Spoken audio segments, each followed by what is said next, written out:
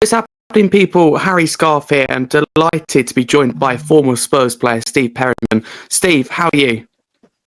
I'm fine, thank you. A bit disappointed with the result yesterday against Aston Villa. Well, I'm not sure that you're putting this out straight away, but the game was yesterday, this being Monday morning. But realised that we've got a good new manager who's finding his way through it, making his judgments on players, and call it bumps in the road or whatever you want to call it. So, but I know that he's doing his best. He's a thinker. He's organised, and although of course the home form is a problem, I think overall we're a bit more solid, and so we should be, because it's hard not to be. Definitely, but you're right. It's a shame yesterday, but thank you very much for agreeing to talk to me today. Thank you. On YouTube, please like and subscribe. If you're listening on a podcast platform, please drop us a follow and a 5-star review.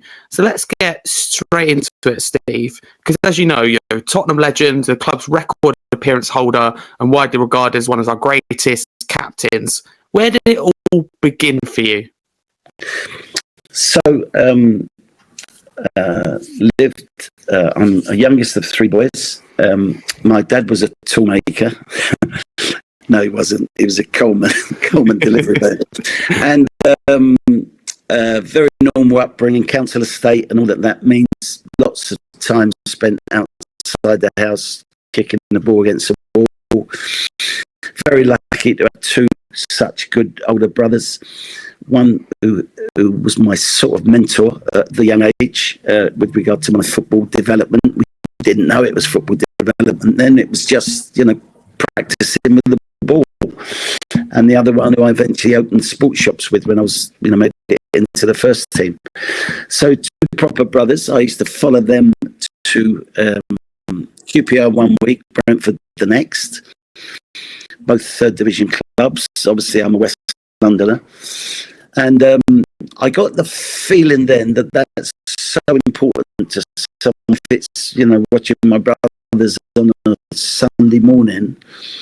When you see the interaction between players when someone's been hit a bit too hard, and the look, and for instance, you're behind the goal at Brentford and the crowd, who knew lots more than I knew, thought a particular player wasn't trying, and would sort of get at him in a way, which I'm not so much for that, but you start to realise what a crowd expects from the players that are representing their club. And I suppose it comes down to the people that are paying money, and I was one of those. I'm not sure how much it was back in those days to get in, but whatever you are paying, it's got to be value for money. Like anything, you go shopping, if you go down the high street, whatever, and you want value for money, and football supporters are no different. And value for money does not mean that you're going to win every game, because not everyone can win. It's a two-horse race. But they want to see value for money in terms of effort. So I think that affected me in terms of how I played the game. And so lots of practice in the road outside my house, lived in a cul-de-sac. Lots of football coming at me from my brothers, and watching those games live. And eventually, because I played with my brother's friends over the local fields or park, by the time I got back to my own age group, I was obviously a bit better than the normal. And that meant that at junior school, I was being picked in the fourth year team, which is just before you leave senior school. I was being picked from the second year. And eventually, unfortunately, well, I'm not sure it's unfortunate, but I went to grammar school, again following two brothers, and that school didn't play competitive football.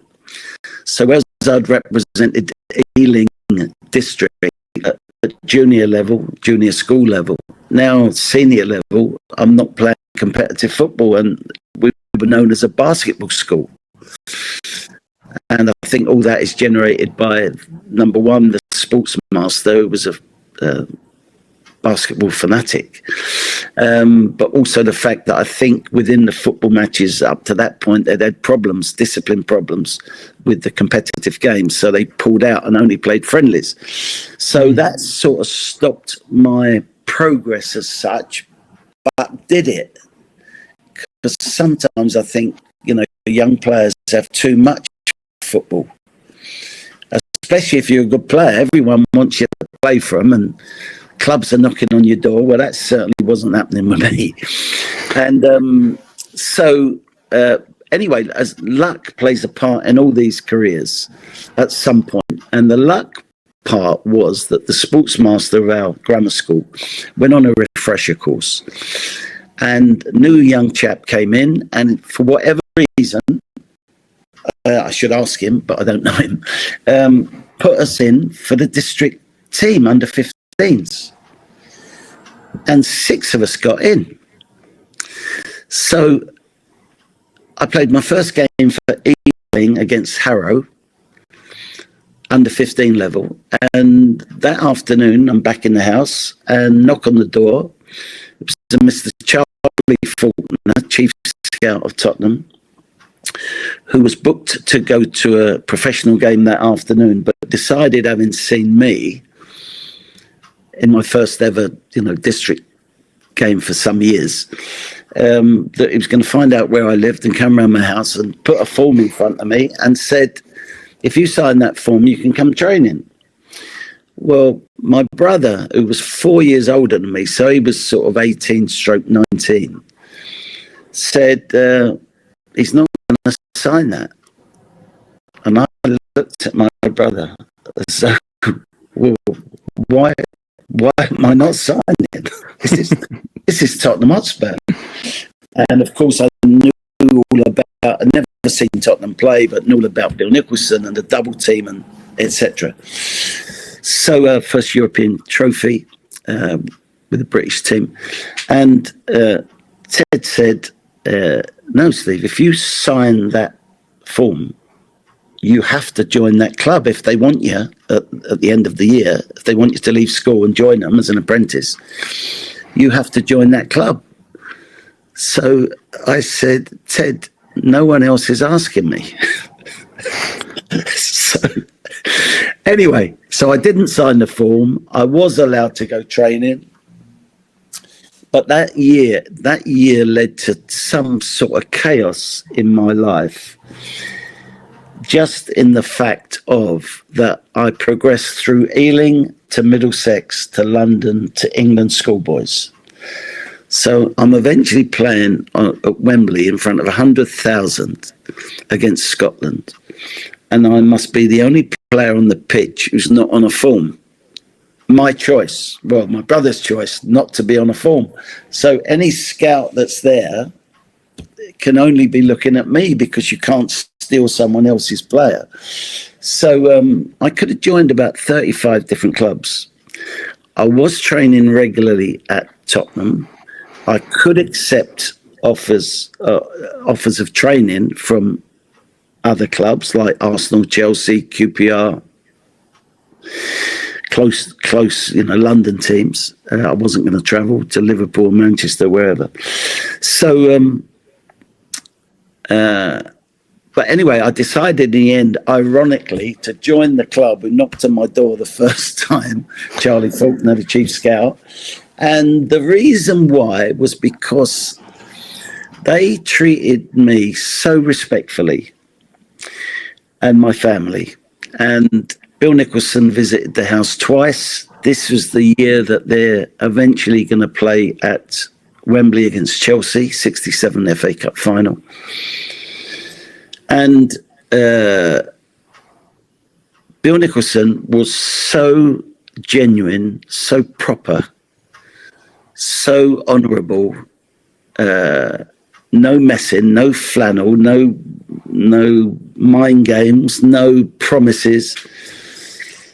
told you exactly what you needed to hear. You sometimes didn't want to hear it over the course of years, but he told you exactly what you needed to do to become a player. And I, fell overboard about this man. And he did say, Steve, listen, you'll be joining us as our youngest apprentice. You'll be treated as good or the same way as every other person in our club, be it Jimmy Greaves or wherever. Now, of course, take it as read, a young apprentice at 15, having just left school, is not going to be, a chauffeur-driven car, go and pick you up to take you to a game or whatever. Well, I'm not sure anyone got that in that era. But his genuine honesty of message and consistency of message was something that actually hit home to me. And I look at other players, when I joined, there was about a squad of about 15 apprentices. And I think, well, they were all getting the same messages, really. Why didn't some of those make it? Because I thought they were bloody good players. And I know that, people will try and explain, well, some people can take a message, some can't, some can remember it, some can't, some listen but don't hear, and all of that stuff. But after a 19-year career at Tottenham, I think I made the right choice. That's good to hear, Steve. We definitely do appreciate you. But it's interesting to hear about your football journey. It's not always plain sailing, so you revealed a lot there. So thank you very much. And my next question is actually a little bit about Bill Nicholson, and you touched on him there. I mean, I was going to ask you what it's like, as a young player working under Bill Nicholson. It sounds like you speak very highly of him even now. Yeah, the way he dealt with you, I think the clue to Bill Nicholson was that he loved football. He was passionate about the game, passionate about his club. And he was so passionate that you never wanted to let him down. Because when Bill Nicholson picks you as a youth player or the A team or the reserves, or upgrades you to professional, or puts you in the first team and gives you your debut, what any manager doing is he's trusting you to represent him and the club. And you felt you could never let him down. Again, that doesn't mean to say you're going to play great every game, or you're going to score a goal every game, or you're going to win every game. But you must walk in that dressing room at the end of the game with Bill Nicholson there and be able to look him in the eye that you gave everything. And I think that was his secret. And I think, that applies to Alan Gilzine, Pat Jennings, Jimmy Greaves, Mike England, Cyril Knowles, all those wonderful players that I broke into. And you took his word as gospel. And, I spent a bit of time in Japan, and the most important word in Japanese society is ishoni, which means together. And nothing explains Bill Nicholson better than his team played together. All these different individuals, all these different talents, these abilities, 6'3", 4" Mike England against 5'7" Steve Perryman, with different abilities. I could have run through Mike's legs, to be honest. And fitting it all together for the good of the club and the result, and doing justice to Bill Nicholson's selection. So I mentioned about the consistency of message, and he had a way of playing, and Bill Nicholson, God bless him, would be turning in his grave about the goalie playing out short these days. He would say the closer the ball is to the opponent's goal, the less chance you have of conceding, and the better chance you have of scoring. And basically, it was a ball up to the front, back to midfield, and then play. And my job as a midfield player, I was an inside forward when I left school, and then you get turned into a midfield player or then a defensive midfield player, was to go and hunt that second ball. And the quality of players, with Nosey delivering it up to Alan Gilzine, you're going to go and support that ball with some type of confidence that Gilly's going to see you and just lay it off. And now before he even lays it off, you're looking where next. So almost, I think it was called third man running, up, back and through. And, that applied, and he picked you up on it if you didn't adhere to those things. Whether you were the young Steve Perryman in midfield making his debut, or Jimmy Greaves having scored a mountain of goals in his career, to adhere to the same type of rules, from throw-ins, from goal kicks, from, never turn your back on the ball. Never. You go in for a challenge and it goes out of play for their throw-in. You don't turn your back on the ball. You walk backwards. So you're seeing if it's a quick throw-in or it's going to your opponent. And, lots of little things like that. Steve, the most important minute in a game is the next minute. Whether you're 2-0 up or 2-0 down, if you're 2-0 up and you start to get the cigars out, we've won this, well, guess what? It won't be 2-0 very long. And if you go 2-0 down and get, my mistake, well, you're very soon going to be 3-0 down. So, great messages that just kept you in play, focused, all together. I've always believed that 11 together equal 12. There's an extra body formed by your unity. And, I do know I've watched teams play before, and I see 11 not together, and it's worth 10, 9 players. So you imagine you're part of a team playing together, you've got 12 playing against 9. I think there's a fair chance you're going to win that game. So Bill Nicholson, and I've got to mention Eddie Bailey, his assistant, was so driven by the discipline, but without being that type of discipline. They, timekeeping and the dress code and being humble and not mouthing off if you've won a game or you've overcritical if you've lost it about your teammates or whatever. So a great man. I think he gave me an integrity of how to play football and how to act. And, that integrity stays with you forever. And, I've been to Norway, Japan, managing and helping lower league Exeter and being part of Yeading Football Club, my local club where I was brought up. And once you start applying those principles that Bill Nick had, you stand a very good chance of doing well.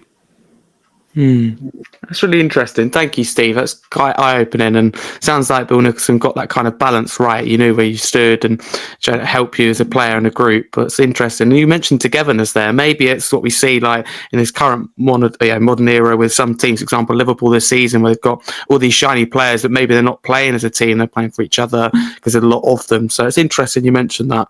I always talk about my era, and Liverpool are known for signing 1 or 2 fantastic players per year.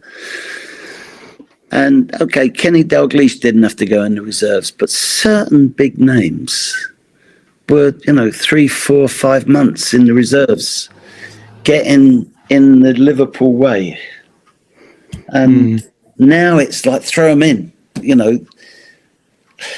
I sometimes look at, I obviously read more about Tottenham than anyone else, and I see the videos they make of a signing. Wow. There's no doubt this new signing is going to be the best player on earth. Look, it's stars going everywhere and videos, and putting a lot of pressure. I know it's not the player's fault, but I wonder sometimes about the PR of football these days on such things. Sometimes we're named interested in a player, then you look round and all of a sudden he's got a photo of himself in the Spurs shirt. I know that someone's behind the scenes has put that together, not necessarily the club. And we probably sign one in 100 that we're named with, and you got to earn the right to wear a Tottenham shirt. Don't put someone in a Tottenham shirt just because someone somewhere, probably from Africa, says we're interested in him. Putting 2 and 2 together, making 22. So I look back at the era that I played in, and I played half of my career without any sponsor on the shirt, any advertising around the ground, any adverts in the programme. And I know it was looked upon as money that we don't need from a club point of view. That's not a player's decision, that's a club decision. And I realise the reason that money's needed for everything now, but it loses some of its appeal when it's overdone. And therefore I look at the era that I played in and before me. For instance, this was not done at Tottenham, but someone told me one day that the captain shout at a lower level before the team went out. The captain's last instruction was, "Come on, baby needs new shoes." Because that's what difference the bonus money meant to that player. So that's not jealousy in any way. I think players deserve everything they get, as long as they earn it. And but you had to perform to stay in the team, and to stay in the team meant that you were going to be on better wages than you would necessarily have been. And there's something right in that. It's interesting.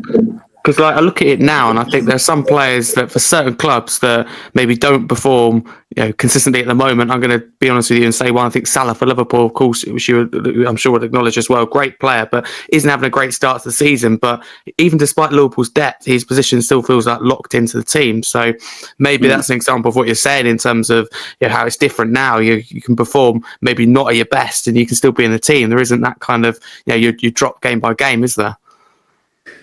Yeah, I mean, I suppose there was, when a manager trusts a player, it takes a lot for that trust to be broken.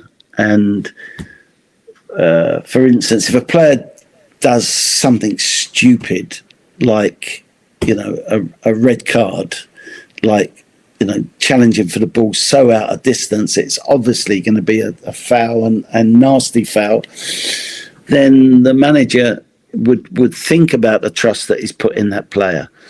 If it's about him not being quite right, and if your timing's slightly out, and you got to realise that players are human beings, of course, and they got a family life, they got family troubles, whatever.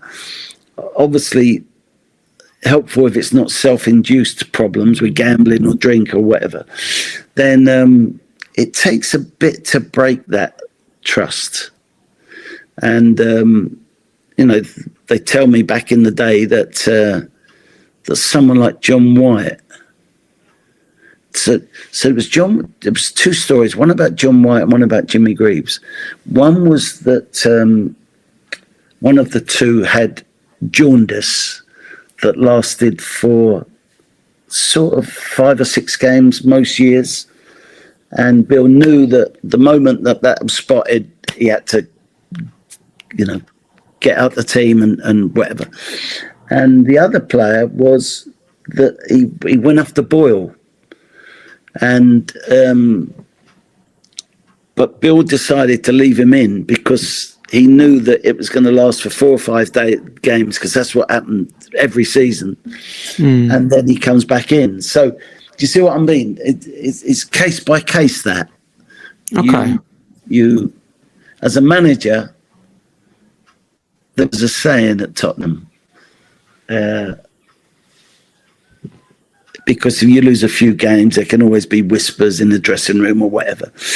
And a member of staff said to me, Steve, and this wasn't a criticism of me by any means, he said, Steve, the manager is not always right, but he's always the manager. Do you see what I mean? So yeah, if he decides that's the team, that's the team. And it's no good moaning about it or saying, oh, I get fed up with players that, and I've heard it so many times over the years, players that say, oh, the manager didn't like me. Not sure about that. The manager either trusts you or he don't. It's not a question of like. It's about liking your game, but it's not about liking you as a personality. So I think that's an easy way out for sometimes for players that have got to explain to their family why they're not playing. And the easy excuse is, oh, well, the manager doesn't like me. Exactly. Rather than trying to prove them wrong and try and get in their good books. But Yeah, Steve, exactly. You captained Spurs for over a decade. In your view, what makes a truly good captain in football? And do you think that role has changed within modern, this kind of modern football, modern era? Because you have touched on it there. Yeah, I think that one of the problems I have in the game today is that there's too many levels. The owner on the yacht, the man looking after the club day to day, the financial director and the recruitment man and the director of football, and then the manager, and then a captaincy sort of board. Tottenham got 3 on the... So back in the day, of course there was a board of directors. Of course there was. Bill Nicholson led from the boardroom to the boot room. And if he made a mistake, which all managers do, he had to take it. And he was big enough, bold enough to take the hit because it's his decision. Now I think there's too many areas for the, who signed Ndombele, for instance? No one puts their hand up to that one, do they? They all want to tell you that they were the one who didn't let Harry Kane go for 600,000. Yeah, everyone wants to tell you the success story. But so captaincy. Bill Nicholson made me captain, but he did it on a night when Martin Peters was injured, playing Lynn Oslo, and second leg we'd won 4-5 in the first leg.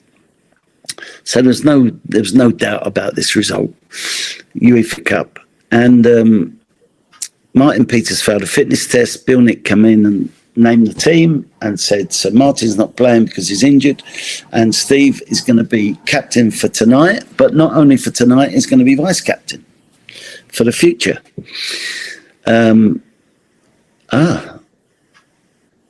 So I'm thinking, that's responsibility. And he said, Steve, come and see me tomorrow. And win, lose or draw, come and see me tomorrow. And when I went into his office, he had this piece of paper in front of him. And there was about 20 things on it. And I can't remember everything. But what I should have done was, when he passed it on to me, he said, read it, take it home, come back and discuss it with me. I should have turned it round, said, Bill, sign that at the bottom, put it in a frame, put it on the wall, and this would have been gold dust. This man covered every single route of captaincy. And, you know, I don't know if there's that level of seriousness these days about the captain.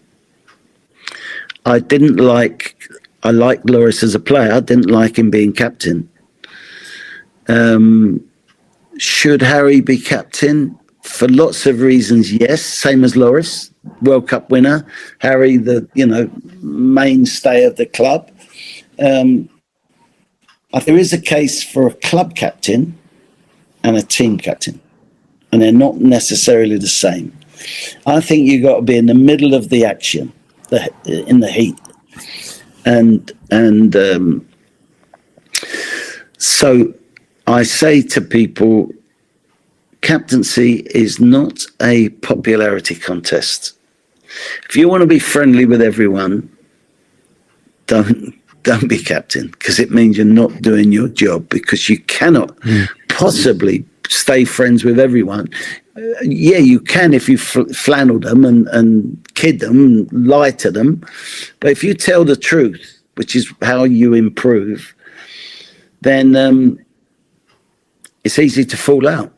You don't want I actually was friends with the vast majority of players that I captained, but you really want to be respected by them, because when you make a decision on the pitch, as Keith Birkinshaw allowed me to do, because he said sometimes, Steve,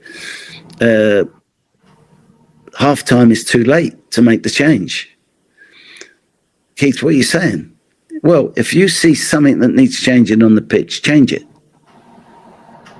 Okay, so that's a very brave manager, because you're giving part of your power away. He did qualify it, though, and I find this very funny, by saying, if it works, Steve, I'm never going to say it was your idea.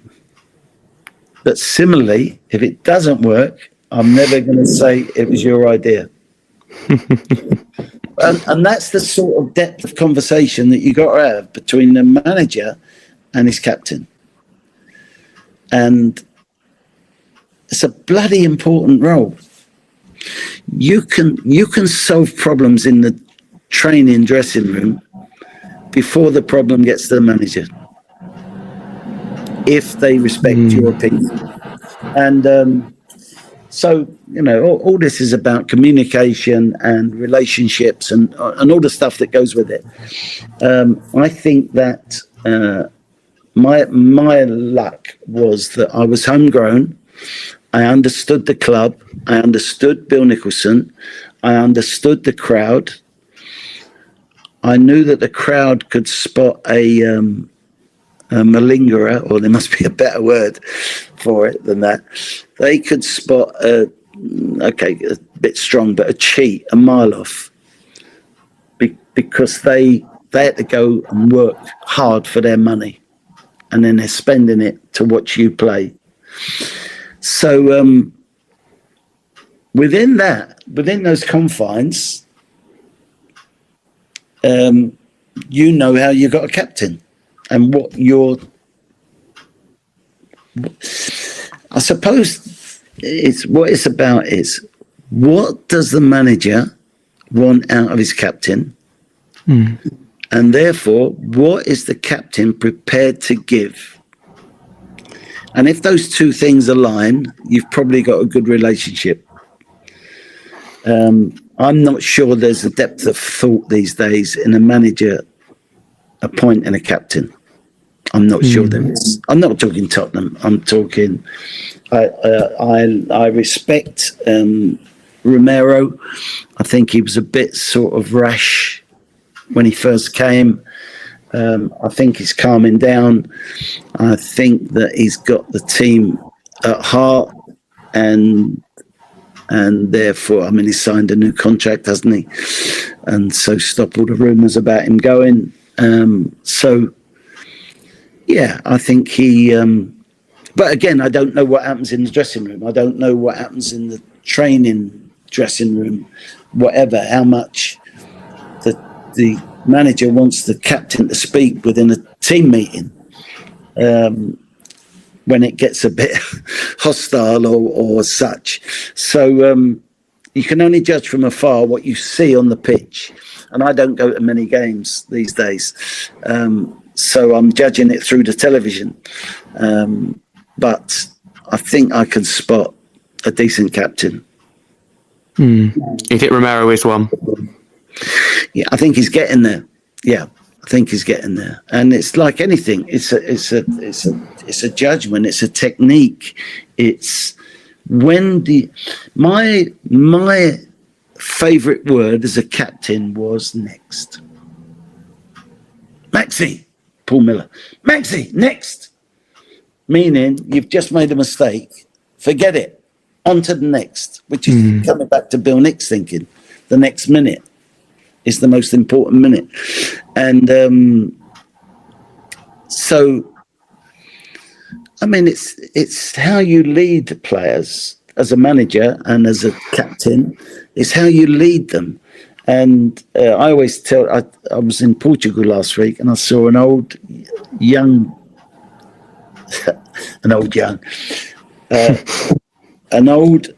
homegrown player at Exeter.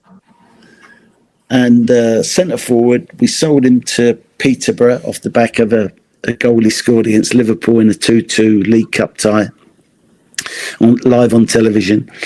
And he's now had about 4 or 5 clubs since, and coming to the end of his career. And I said, Tom, do you remember when you got through that reserve game that was not in a league or anything? It was at Exeter against someone like Plymouth, and you got through, and it was obvious offside. And the linesman put his flag up early, and you still carried on, and you bosh, and you hit it so far over the bar. He said, yeah. I said, what happened next? He said, the referee said, go and get it. What? Go and get that ball. No, I'm not getting it. Listen, this game is not starting until you go and get that ball. I applauded the referee after that. Definitely. I applauded him because, there's no points on this game, etc. And referees are there to teach young players off the back of the instructions you've given them. And I suppose in a way the captain is a bit like that. He's the you don't want your player to overdo it with the referee and get sent off verbally. You don't want, it didn't happen in my day, but if a player had taken his shirt off and knew he was going to get a yellow card having scored a goal, I would have gone berserk. Because it's not football. That is not football. That's Hollywood. That's, I don't like all this, and I don't like all that stuff. I don't like knee slides. If ever you want to get injured, do a knee slide. Just do me a favour. You've got you're earning so much money per week, and you're doing a knee slide. Of course, in joy. VAR's not even decided it's a goal yet. Yeah, that's true. And you're putting your career in jeopardy. Wow. So a lot of these things have to be constantly pointed out to players. It's the manager's job, it's the coach's job, but it's also the captain's job. Okay, thank you very much, Steve, for that. You played in several trophy-winning Spurs sides across the 1970s and 80s. What moments for you stand out as the highlights of your career?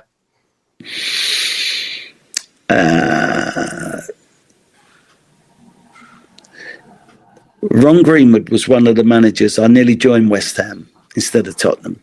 Ron Greenwood, remember this is 1967, 66 World Cup. Hurst, Moore and Peters. My brother said to me, Steve, go to West Ham. They'll teach you how to play football. He wasn't wrong with that advice, but he made the point in our... Did you have a best room at home where people only went in there on a Sunday, or if the family came? So all these managers would get shown into the best room of the house, council house. And I remember him saying one day to my brother, "Do you keep a scrapbook for Steve?" "Yeah." "My advice is put the bad ones in as well." so, you know, when you're talking highs, it comes off the back of lows. And of course, a low was relegation. I led that. I played 42 out of 42 games in that relegation season. We recovered to get back up. But, you know, the club were in the top league when I joined. You know, that's nothing great that we're back to the top league. But when we won the cup in 81, we hadn't only recovered, Keith had rebuilt the team. And that meant so much more than an FA Cup win. That meant that we were back on the top table of English football. And then that qualifies you for Europe, etc. And we go on to a purple patch 7 times in 18 months at Wembley. So that, you know, I've signed the Argentinians. It didn't work straight away, but Keith was rebuilding. And when you think he put together with Ozzy and Ricky 2 homegrowns like me and Hoddle, Glenn Hoddle, that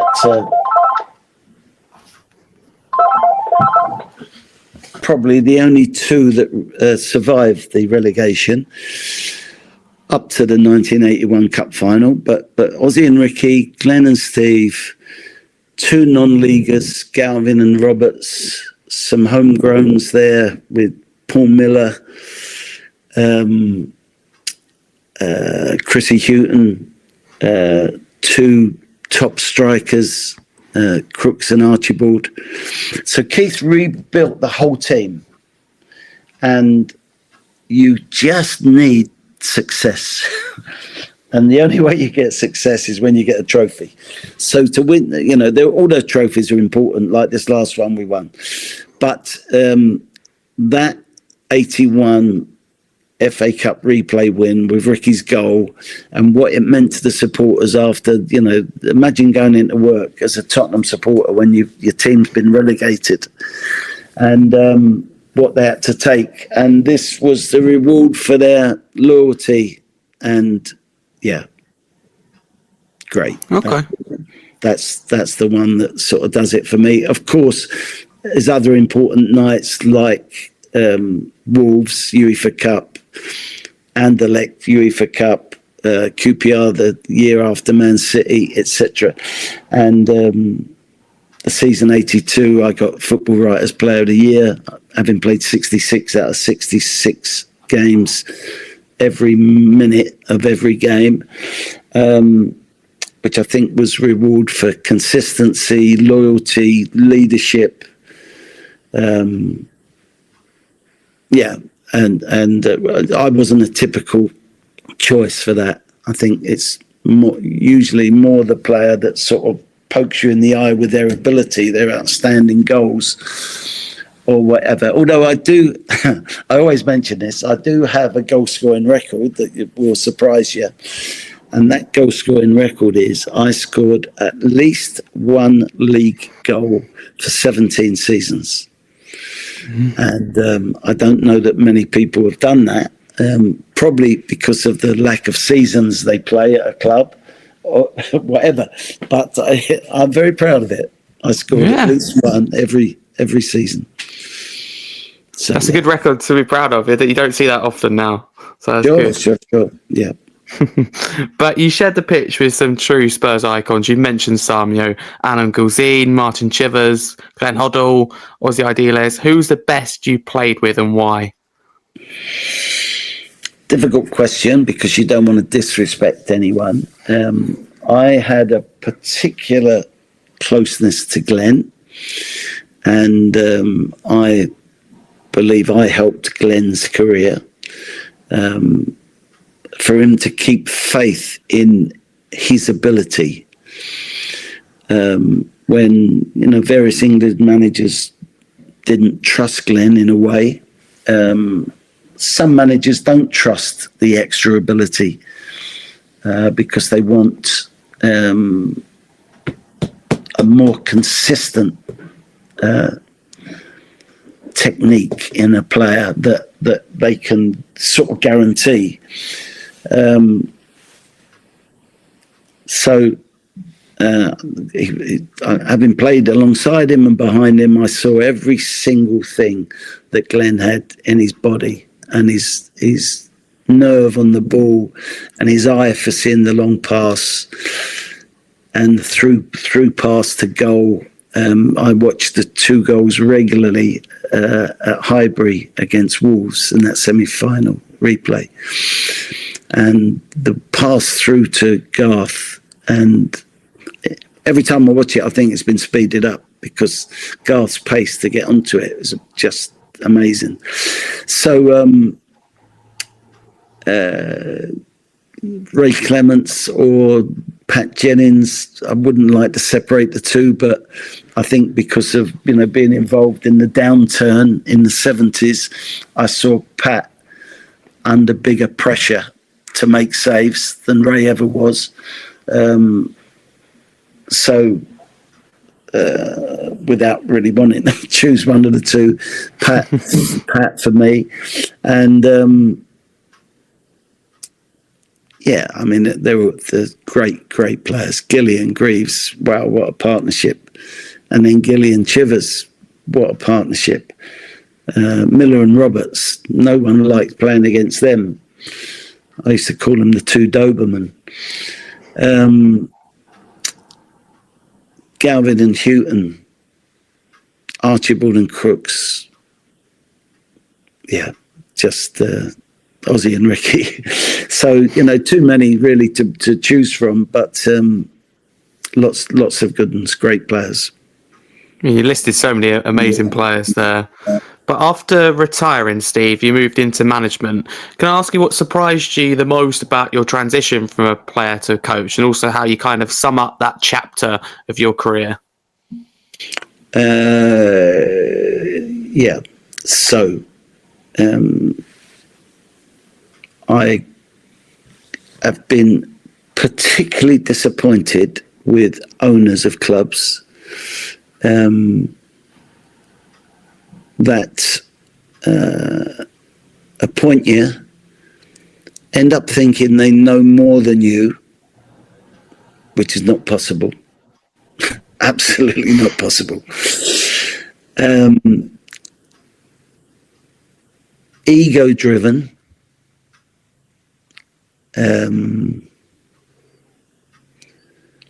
And see, go back to Bill Nicholson. Bill Nicholson, I said, led from the boardroom to the boot room with no ego. So no ego was allowed on the pitch, as per, a superstar like Jimmy Greaves didn't have an ego. And it meant that you were all in the same boat, all going in the same direction, all together. And, I come back to it, even at, say, I spent the last 16, 17 years helping Exeter. And I only went there because a friend of mine asked me to, and I didn't understand about that lower league bit. And anyway, they were in such money trouble that it was all pulled together. Otherwise, the club's going to die. And eventually the Supporters Trust took over, and I really do believe in a Supporters Trust owning a lower league club. But the problem is it will only get you so far. But from going sort of near out of business and all pulling in the same direction, within 5, 6, 7, 8 years, you're now producing players like Ollie Watkins, etc., getting money into the club, which is the point of developing players. And then all of a sudden, egos start rising. And they actually believe that they know more than you doing the job of development. I mean, some wouldn't even understand the word of development of a player, and what you have to go through with a young player to, motivate them and inspire them, etc. So that's really disappointed me.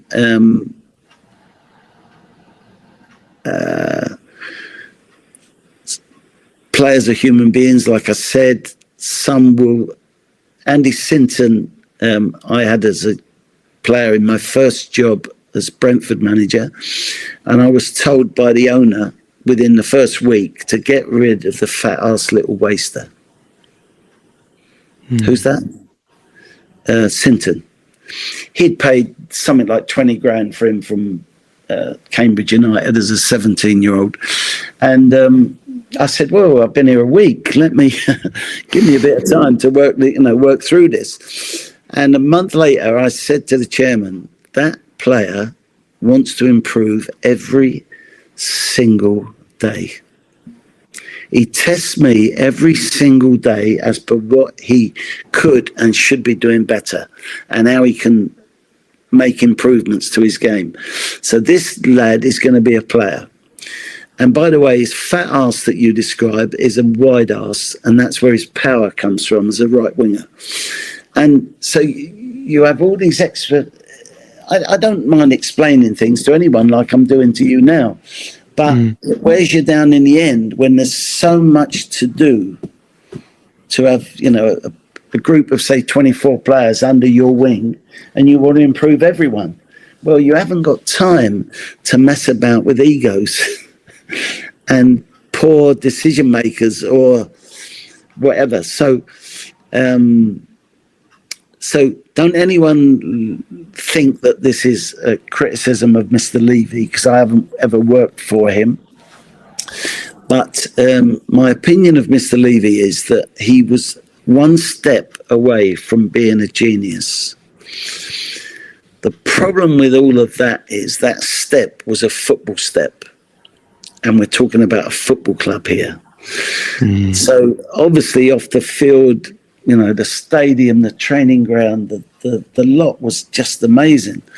And therefore, to have so many managers in such a short space time. I mean, in 19 years, I only had 4 managers at Tottenham.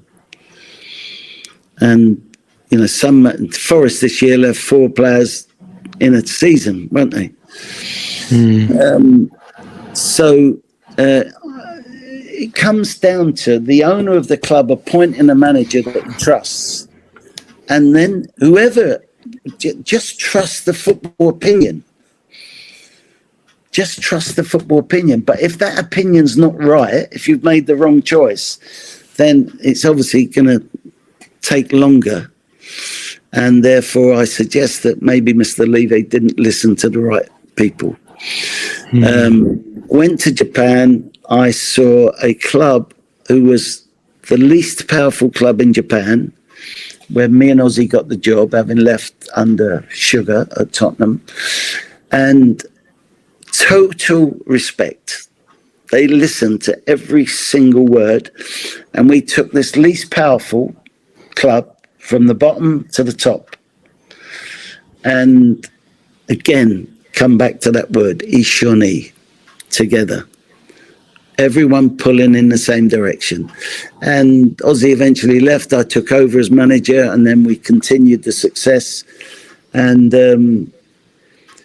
I said to people at Exeter when I joined, when they had all their trouble, money trouble in the first season or 2 or 3, I said, you know what? You know the reason we're going to make strides against the other clubs that we're competing against? They said, why? I said, because we are together. While we remain together, we're going to make ground on all these clubs that through egos and politics are pulling in different directions. And you won't believe that's happening, but I'm telling you, it does. And I saw it in front of my face with the Sugar era. I saw it with the Scholar era. And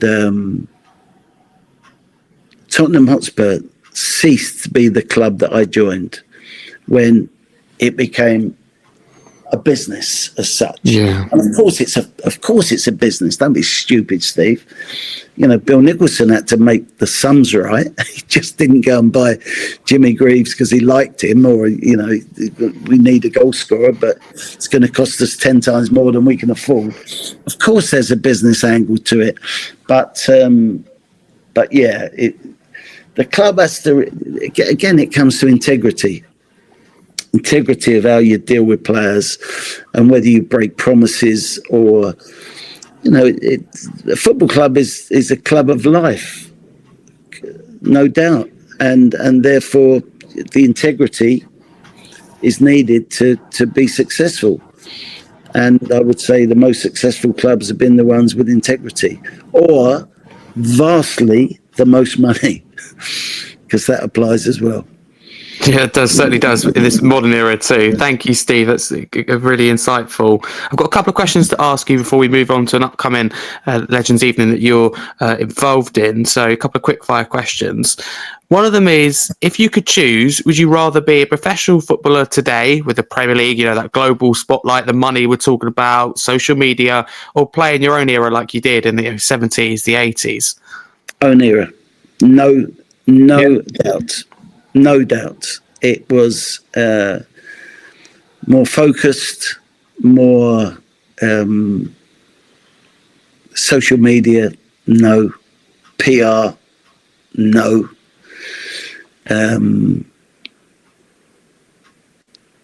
Yeah, my era, much more humble. Okay, thank you, Steve, for that. And what do you make of Thomas Frank and this current Tottenham side? Of course, it is still early days. Early days, he's a thinker, he's organised, he'll work it out. It needs working out. I attended the Bournemouth game, and at the end of it, you know, huge disappointment, as there was yesterday. And I said, well, in a way, I'm not pleased, but in a way, I'm pleased that this has happened so early, because, you know, you go through a non-pressure period of pre-season, and, you know, nearly a great victory against Paris Saint-Germain, and you could be kidded as a manager. He's now aware that this is not Brentford, this is Tottenham, and the spotlight is so much more intense. But I think I just got faith that he's going to do it right, and he's going to work through it. And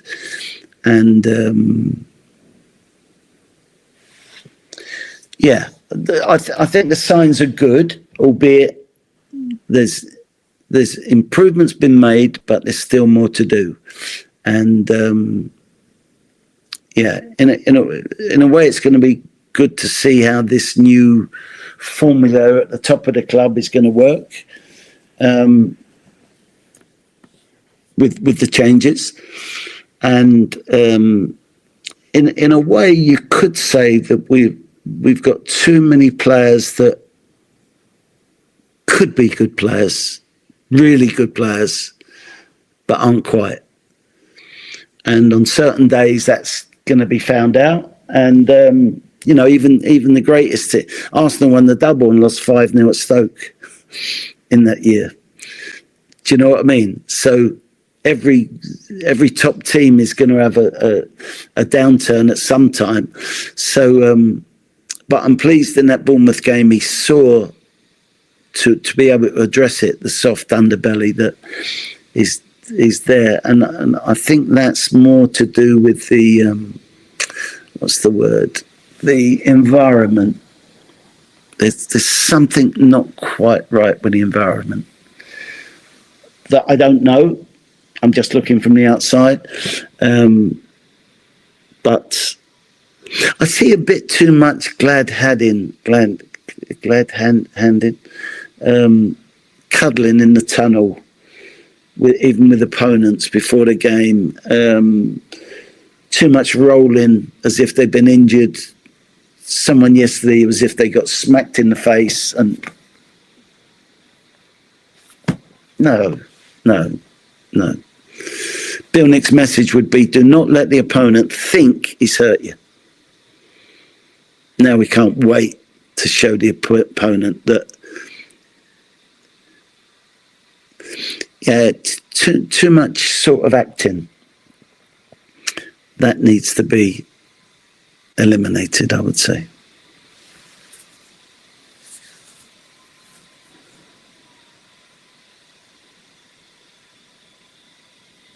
I can't hear you. Can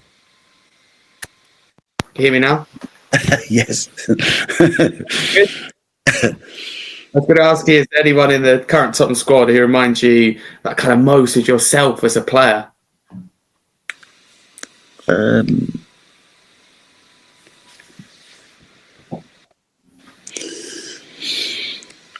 suppose Sarr, in a way, that he does a lot of work that's not really noticed.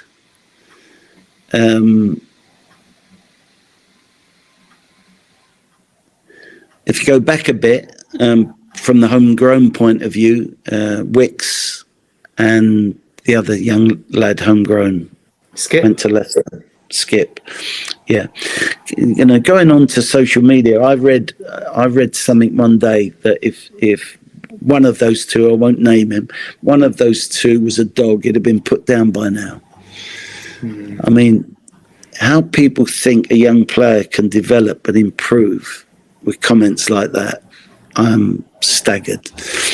And I make the same point that, you know, I was lucky to be homegrown and turned into a captain, and therefore I understood more than what a player that's been brought in understands. And I don't like to name the names, but Adams of Arsenal, Terry of Chelsea, you know, proper captains. And I was a proper captain.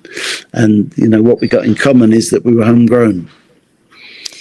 So be careful about letting homegrown players go. Be careful. Give them time. Give them time. Yeah. That's interesting. It's a good shout. Thank you, Steve. Definitely need more time with football. I think even with the new signers as well, definitely homegrown players. But you've got an evening upcoming with Dudley Spurs on Friday the 14th of November at the Stourbridge Rugby Club, West Midlands. The doors open at 6:45, so 6:45 p.m. and it's a 7:30 start. And there will be a raffle with all proceeds going to the Adota Distinction Charity. Various Tottenham Hotspur books will be available to purchase on the night too. So, Steve, what's the plan for the evening? It sounds really exciting. This is a new club. They got in touch with me, a relatively new club. Got in touch with me. I've promised a friend of mine that I would go and watch Port Vale play a home game. So having been asked to go to Dudley, which is sort of halfway up there, I actually don't like driving these days, but I know I have to. So, it's like a fundraiser. It's me, exactly like I've tried to do with you, give you my opinion on things, which isn't necessarily the right opinion, but it's my opinion.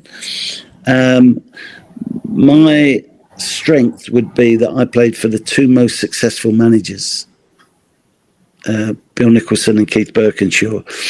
So I can properly relate the factors that made them successful. Tough Yorkshireman. tough with money, by the way. It's probably more interesting for older supporters that've been around during those eras, but actually for a young supporter that's interested in the history. And why has our club got the stature that it's got? Because of people like, before me, Arthur Rowe and etc., Bill Nicholson, Bailey, Keith Birkinshaw, Peter Shreves, etc., and all those great players that we've mentioned already, and the ones before that. So in a way, it's a sort of a history lesson, and but they don't have to be Spurs supporters or Dudley supporter club members to go. These could be just football people interested, or new members wanting to meet, someone where they can all talk Tottenham together. So I speak for about an hour. We have a 20-minute break. Second half will be question and answers. Not a late finish, probably 10:30, I suppose, and chance to buy a book or two if they want. My book, Spur Forever, 81 book to celebrate that famous cup win that we've already discussed. Raffle going on, but none of these things you have to do. But we're all in the same room with the same interest in football, and probably a Spurs interest in football. So it should be a good evening. Exactly and then I stay overnight, and then I go to Port Vale the next day. Busy time for you. An exciting one. Nice one, yeah. I've also got one on October the 30th in Cornwall, Kerno Spurs at Red Ruth Rugby Club. But anyway, if anyone wants any details of any of these things, Steve Perryman Public at gmail.com. There you go. I'll supply you the info. It's been really good to talk to you. It's been very good. Thank you so much, Steve, for coming on. Have you got anything else you'd like to say before we end? No, just really happy with my 19 years at one club. Some people think that's because no other club wanted me. I think that would be selling short the football opinion in the era that I was brought up in, because captains don't grow on trees. Absolutely not. And so I had a stature in the game. I think I was seen as fair-minded. No one bullied a team that I was in, because I wouldn't allow it. Been interesting. Been a great club to work and play for. Thank you, Steve. You do some amazing charity work too. Would you like to tell people a little bit about that? I'm a non-paid surviving ambassador of the Aorta charity. Aorta is the canal of blood that goes to the heart and away from the heart, and mine's split. And after being helicoptered from Exeter to Plymouth, 7-hour operation, I survived, much against the odds. It's about the awareness of that. If the first person that gets to you thinks you've had a heart attack, then you've definitely got no chance.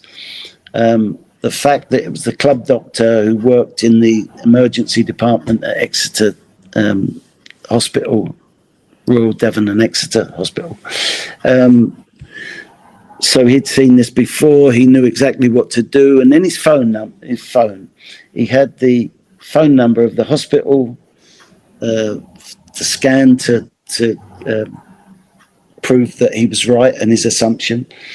The helicopter's number, the surgeon's number waiting to help me in Plymouth. And over the years, people have said to me, Steve, what are you doing at Exeter? Why are you at Exeter? And then when I tell them that story, I say I could have been at Real Madrid, Barcelona, Ajax, wherever. If I don't meet that man at that moment with those numbers in that phone, I'm done. So I'm extremely thankful for all the work that people put in. Imagine the surgeons doing a 7-hour operation, helping save my life, and then they go home and have their tea. Just imagine. Yeah. And we think we're stressed and hard done by as footballers. Not a chance. So it's about raising awareness, and the Aorta people are really good people that I help and try to raise money for. And Whispering Bob Harris is also a surviving ambassador. So it's nice to meet up with him every now and again as well. So, yeah. Steve, thank you. Keep up the amazing charity work. It's been great to talk to you today. Thank you. My pleasure. Good luck to you, Harry. Thank you. And if you're listening on YouTube and you enjoyed this interview, please like and subscribe. If you're listening via audio, so your podcast platform, please drop a follow and a 5-star review. But a massive come on, you Spurs. Come on, you Spurs.